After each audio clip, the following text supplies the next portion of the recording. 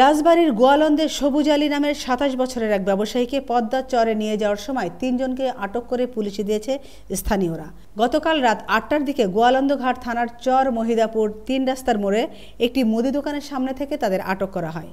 অভিযোগ উঠেছে ওই ব্যবসায়ীকে হত্যার জন্য পদ্মার চরে নিয়ে যাওয়া হচ্ছিল। ব্যবসায়ী সবুজ আলী পাবনা জেলার সাথিয়া থানার বড় সোনাতলা গ্রামের বাসিন্দা।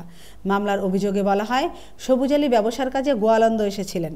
সেখান থেকে দৌলদিয়া গেলে তাকে কৌশলে দৌলদিয়া পতিতালয়ে আটকে রেখে তার কাছে থাকা ১১,৩০০ টাকা নিয়ে আরও ২ লাখ টাকা দাবিতে নির্যাতন করেন।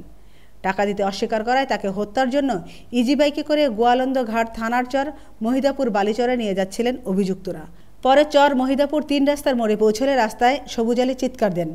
এ সময় স্থানীয় লোকজন ইজি বাইকে অভিযুক্তদের আটক করে থানায় সোপর্দ করেন।